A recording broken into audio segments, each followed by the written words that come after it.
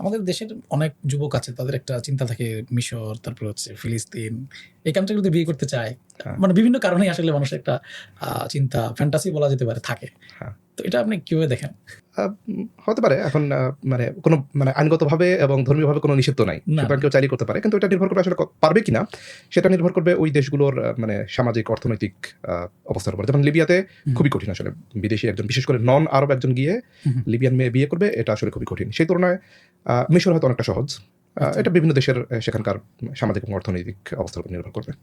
এখন কেউ যদি বিয়ে করতে চায়, ওখানে মানে আমাদের দেশে দেখি যে যৌতুক দেওয়া হয়, যৌতুক নেওয়া হয়, এগুলো আলোচনা হয়। ওইখানে হ্যাঁ। আসলে এই সিস্টেমটা কি? ওইখানে কি আছে? ওইখানে যৌতুক সেভাবে নাই। ওখানে হচ্ছে ছেলেদের উপর অনেক বেশি চাপ থাকে। আচ্ছা। ছেলেরা বাড়ি না করা পর্যন্ত বিয়ের কথা চিন্তা করতে পারে না। বাড়ি ব্যাপারটা থাকতেই হবে, হ্যাঁ, মাস্ট। বাড়ি থাকতে হবে। এরকম একটা মানে এটা হচ্ছে মোটামুটি স্ট্যান্ডার্ড। এর বাইরে ব্যতিক্রম তো অবশ্যই থাকে। ব্যতিক্রম তো কিন্তু ব্যতিক্রম। বাড়ি থাকতে হবে। আপনার প্রতিদিনের নামাজ কি শতভাগ শুদ্ধ হচ্ছে? নামাজের সকল ভুল আর লজ্জায় না বলতে পারা প্রশ্নগুলোর সমাধান নিয়ে ইনোভা ইনস্টিটিউট নিয়ে এসেছে 10 ঘন্টার সালাত রিভাইভাল কোর্স। যে ইবাদতের উপর আপনার জান্নাত জাহান্নাম নির্ভর করছে তার শুদ্ধতার কোনো মূল্য হয় না। পুরো কোর্সটি এই রমাদানে পাচ্ছেন এক বেলার সাধারণ নাস্তার চেয়েও কম খরচে। এনরোল করতে এখনই ভিজিট করুন www.innovainst.com অথবা কিউআর কোড স্ক্যান করুন। প্রচুর পরিমাণে স্বর্ণগয়না দিতে হবে। এরকম একটা চাপ থাকে। সুতরাং দেখা যায় অনেক ছেলে অনেক বছর পর্যন্ত বিয়ে করতে পারে না। মানে ওইখানকার স্থানীয় ওরাই পাচ্ছেন। হ্যাঁ, এরকম কষ্ট হয়। এটা আগে আরো বেশি কঠিন ছিল। পরে ২০১১ সালের যুদ্ধের পর হুম, যখন মানে প্রচুর ছেলে মারা গেছে যুদ্ধে। হুম। এবং মানে অর্থনীতি ব্যাপকভাবে মানে ডিগ্রেড করেছে। এরপরে এই সিচুয়েশনটা অনেকটা চেঞ্জ হয়েছে। এখন মানুষ অনেক সহজে বিয়ে করতে পারে। কিন্তু আগে অনেক বেশি কঠিন ছিল। তার মানে হচ্ছে ছেলেদের জন্য বিয়ে করা যে আর্থিক সামর্থ্য সবকিছু হ্যাঁ। মিলিয়ে অনেক বেশি কঠিন ছিল। তো আপনি লেখালেখি করতে যেয়ে আপনার তো বিভিন্ন অভিজ্ঞতা অবশ্যই হয়েছে। আপনাকে নানানজন নানান ধরনের ট্যাগ দিয়েছে। বিশেষ করে আমি দেখছিলাম যে আপনি যখন ইসলামিক লেখালেখি করেন বা মুসলিম বিশ্ব নিয়ে লেখেন, তখন আপনাকে অনেকে জামাত শিবির ট্যাগ দেয় বাংলাদেশ থেকে। হয়তো আপনি কিছু এক্সপেরিয়েন্সও করেছেন এরকম। আর কি ট্যাগ পেয়েছেন? বা জামাত শিবির আপনাকে ট্যাগ দেয় কেন? আমি মোটামুটি সব ধরনের ট্যাগ পেয়েছি। মানে আচ্ছা, ট্যাগ পাইনি এরকম শব্দ মনে হয় নাই আসলে খুব বেশি। আচ্ছা, মোটামুটি সব ধরনের ট্যাগ পেয়েছি। আ জামাত শিবির ট্যাগ একটু বেশি পাচ্ছি ইদানিং। আ আচ্ছা। আ মানে হয় কি যে আমি সবারই মোটামুটি সমালোচনা করি বা নেগেটিভ দিলে ওটার খুব বেশি সিরিয়াস সমালোচনা অবশ্য করি না। আমি একটু স্যাটায়ার ভঙ্গিতে আচ্ছা। করি। তো দেখা যায় যাকে নিয়ে করছি সে এসে পাল্টা অন্য দলের ট্যাগ দিবে। আমি গতকাল মানে হুম। জামাত শিবিরের ট্যাগ বেশি পাচ্ছি, কিন্তু গতকাল আমি একটা পোস্ট শেয়ার করেছি এবং সেখানে নিচে আমাকে অনেকে ট্যাগ দেওয়া বিএনপি হচ্ছে। সমর্থক ট্যাগ দিচ্ছে। তো মোটামুটি সব ধরনের ট্যাগ খাই। সম্ভবত এনসিপি ট্যাগ খাই নাই আমি এখনো। খান নাই। না, কিন্তু মানে আপনার সাথে এনসিপির অনেকের হ্যাঁ, ওরা মানে এটা খুব মানে ইন্টারেস্টিং। কানেক্টেড অনলাইনে আপনি। হ্যাঁ, অনেকেই কানেক্টেড, অনেকে ফ্রেন্ড লিস্টে আছে আমার অনেক আগে থেকেই। হুম। কিন্তু তারপরেও কেন যেন খুব বেশি মানে এনসিপি মনে হয় ট্যাগ দেওয়ার মতো অবস্থায় এখনো যায়নি। মানে এনসিপি মনে আচ্ছা। হয় এখন মানুষের মনে কিছুটা এক ধরনের সহমর্মিতা আছে ওদের প্রতি। আচ্ছা হুম। ঠিক আছে, ওরা নতুন দল চেষ্টা করছে। মানে সেজন্য মনে এনসিপি হয় এখন নিজেই ট্যাগ খাচ্ছে জামাত শিবির হ্যাঁ, বা হ্যাঁ, এই সেই হ্যাঁ, হিসেবে, ঠিক না? এখনো ওই পর্যায়ে যায় নাই। হ্যাঁ। আমরা যদি মধ্যপ্রাচ্যের আলোচনাটা আপনার সাথে আমরা করার চেষ্টা করি। কারণ মানুষের জানার আগ্রহ, যেহেতু আপনি ওখানে আছেন এবং লেখালেখিটাও করেন। তো আপনার যেখানে বসবাস করছেন এখন, সে দেশ নিয়ে আমরা আলোচনা করি। আ বিগত আমি যে মোটা দাগে মধ্যপ্রাচ্যের আলোচনায় যদি যাওয়ার আগে আরব বসন্ত হয়েছে, তারপরে এবং আগে এই বিগত কয়েক বছর ওইখানে কি ধরনের আসলে পরিবর্তনগুলো হয়েছে? মোটা দাগে যদি বলতে চান। আ মানে প্রতিটা দেশের অবস্থা আলাদা। আমি শুধু লিবিয়ার ব্যাপারটা ফোকাস করি। হুম, লিবিয়াতে খুব সাদামাটা ভাবে বললে, লিবিয়াতে গাদ্দাফির আমলে লিবিয়া খুবই সিকিউরড একটা রাষ্ট্র ছিল। আচ্ছা। মানে আক্ষরিক অর্থে দরজা খুলে ঘুমানো যেটাকে বলে, হুম, হুম। আমরা গাদ্দাফির আমলে আক্ষরিক অর্থে দরজা খুলে ঘুমাইতে পারতাম। আচ্ছা। মানে এই ভয় ছিল না যে কখনো কেউ ঢুকবে ঘরের ভেতরে। এবং ইনফ্যাক্ট আমরা প্রায় সময় এরকম হতো যে আমরা মানে দরজা লক, এটা শহরের মধ্যেও? হ্যাঁ, দরজা আচ্ছা। বন্ধ কি বন্ধ না সেটা আমরা মানে চেক করি না। এটা একটা আমাদের, এবং দিনের বেলা তো দরজা খোলাই থাকে। আচ্ছা। কেউ ঢুকে পড়বে সে ভয় নেই। যে আসবে সে নক করবে। হুম। বিনা অনুমতিতে কেউ ঢুকবে না। তো সিকিউরিটির ব্যাপারটা ছিল। কিন্তু লিবিয়ার ক্ষেত্রে অন্য যে সমস্যাগুলো ছিল, যেটা মানে প্রবাসীদের উপর খুব বেশি এফেক্ট করে না, লিবিয়ানদের উপর করে, সেটা হচ্ছে লিবিয়ার অর্থনীতি খুব একটা স্ট্রং ছিল না। আচ্ছা। লিবিয়ানরা তুলনামূলকভাবে, আপনি যদি অন্যান্য তেল সমৃদ্ধ আরব রাষ্ট্রগুলোর কথা চিন্তা করেন, হুম। তাদের তুলনায় লিবিয়ানদের লাইফ স্ট্যান্ডার্ড খুবই লো ছিল। আচ্ছা। লিবিয়ানদের ইনফ্রাস্ট্রাকচার গাদ্দাফি সেভাবে গড়ে তোলেনি। লিবিয়ানরা গালফে যেরকম মানুষ খুবই মানে বিলাসবহুল জীবনযাপন করে, হুম। লিবিয়ায় সেরকম কিছু লিবিয়ানরা তুলনামূলকভাবে খুবই দরিদ্র ছিল। আচ্ছা। এবং মত প্রকাশের স্বাধীনতা ছিল না। গাদ্দাফির নামটা কেউ উচ্চারণ করতো না, ভয় পেত। ইভেন আমরা প্রবাসী যারা, আমরা কখনো গাদ্দাফি শব্দটা উচ্চারণ করতাম না। আমরা বলতাম বড় সাহেব, আচ্ছা। বড় মিয়া, আচ্ছা। বড় চাচা, একেকজন এক আবার ধরনের বলতে টার্ম ইউজ গিয়ে করত। কোন ধরনের বেয়াদবি হয়ে যায়। হ্যাঁ, মানে এটা খুবই মানে এটা এরকম একটা ব্যাপার ছিল যে আপনি বাংলা কথা বলছেন, বাংলার মধ্যে হঠাৎ করে গাদ্দাফি সম্পর্কে কিছু একটা বলে ফেললেন। হুম, পাশ দিয়ে কেউ যাচ্ছে, সে হয়তো গোয়েন্দা সংস্থার লোক। রাইট। সে শুনলো আপনি গাদ্দাফি নাম উচ্চারণ করেছেন, পরের দিন হয়তো আপনাকে তলব করলো যে তুমি কি লাভ করছিলে। এটা মানে 80 দশকে এই ধরনের 80 দশকে বিশেষ করে বেশি ছিল। তো এই ধরনের কয়েকটা ঘটনা ঘটার পরেই আসলে মানুষ মানে সাবধান হয়ে গেছে এবং এরপর থেকে কেউ গাদ্দাফি শব্দটা উচ্চারণ করতো না। এবং লিবিয়ানদের ক্ষেত্রে ব্যাপারটা সত্য। আচ্ছা, তো এইটা ছিল ব্যাপার আরকি যে মত প্রকাশের স্বাধীনতা ছিল না, কিন্তু সিকিউরিটি ছিল। খুব ভালো সিকিউরিটি ছিল।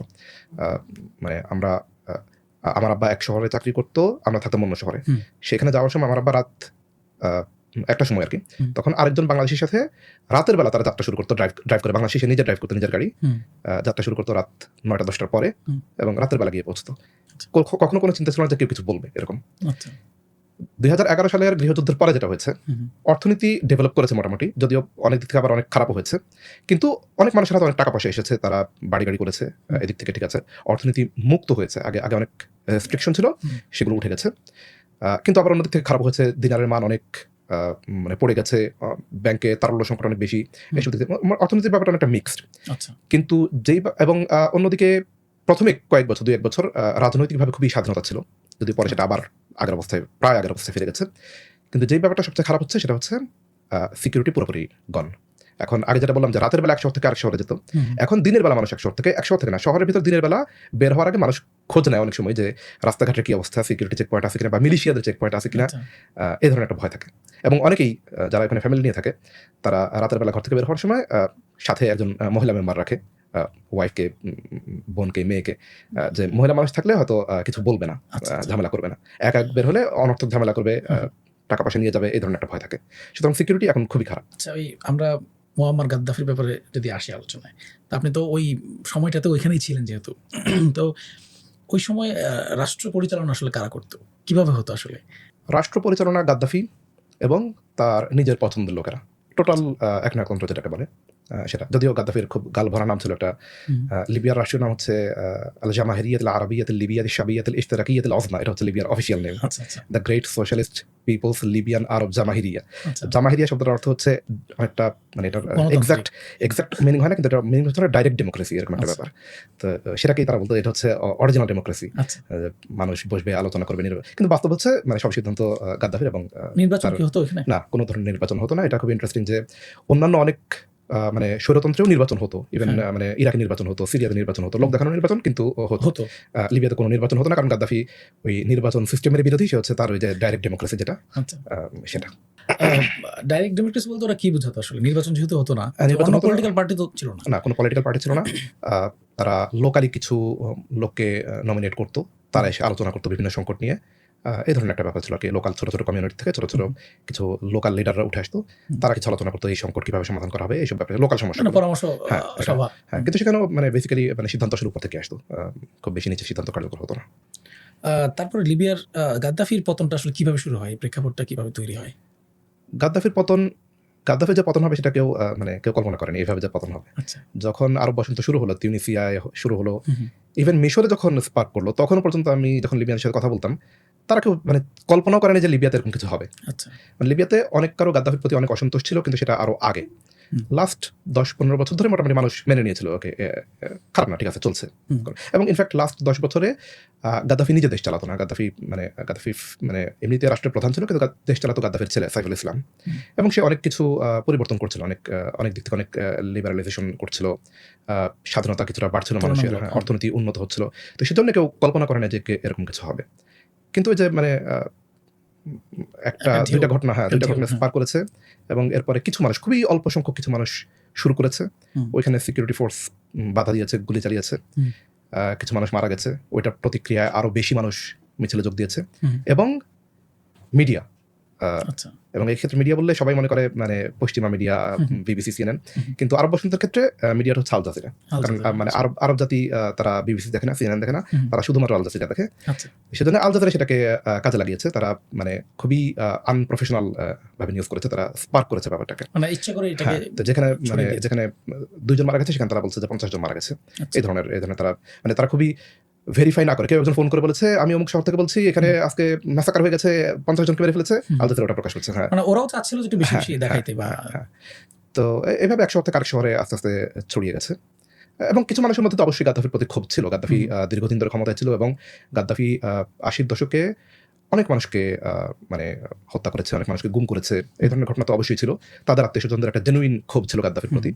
এবং অনেক মানুষের এই ধরনের একটা ইয়ে ছিল যে চিন্তাভাবনা ছিল যে আমরা আসলে মানে কোথায় দুবাই কোথায় চলে গেছে, সৌদি আরব, কাতার, কুয়েত কোথায় চলে গেছে আর আমরা কোথায় পড়ে আছি। আচ্ছা, গাদ্দাফিকে সরাইতে পারলে আমরা মানে লিবিয়া দুবাইয়ের মতো হয়ে যাবে। আচ্ছা। এরকম একটা ভীষণ কিছু মানুষের মধ্যে ছিল। তো তারা অনেকে যোগ দিয়েছে এবং মোটামুটি বেশ ভালোভাবে ছড়িয়ে গেছে। এবং এরপরে তো মানে বিদেশিদের ইনভলভমেন্ট তো একেবারে প্রথম দিন থেকেই আমেরিকার এবং পশ্চিমা বিশ্বের ইনভলভমেন্ট ছিল। ওরাও একটা সুযোগ হয়তো হ্যাঁ, খুঁজছিল। ওরা তো সুযোগ খুঁজছিল, মানে যখনই পেয়েছে পাওয়া মাত্র সেটাকে কাজে লাগিয়েছে।